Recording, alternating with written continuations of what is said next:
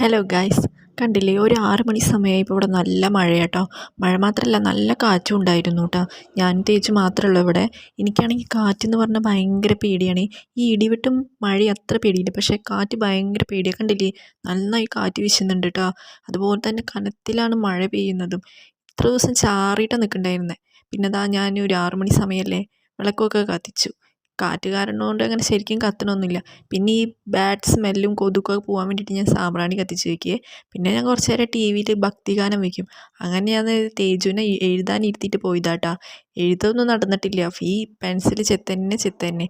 പിന്നെ ഈ പഠിക്കാതിരിക്കുമ്പോൾ അവന് വെള്ളം കുടിക്കാനും വയറുവേദനയും ഒക്കെ വരും. ഇന്നാണെങ്കിൽ ഈ സ്മോൾ ലെറ്റർ ഡി ആട്ടോ എഴുതാൻ കൊടുത്തിരിക്കുന്നത്. അങ്ങനെ കുറച്ചൊക്കെ എഴുതുന്നുണ്ട്. പിന്നെ അവന് ഇൻട്രസ്റ്റ് ഉള്ളതാണെങ്കിൽ അവൻ എന്നെ വിളിക്കും, അമ്മ എഴുതാമെന്ന് പറഞ്ഞിട്ട്.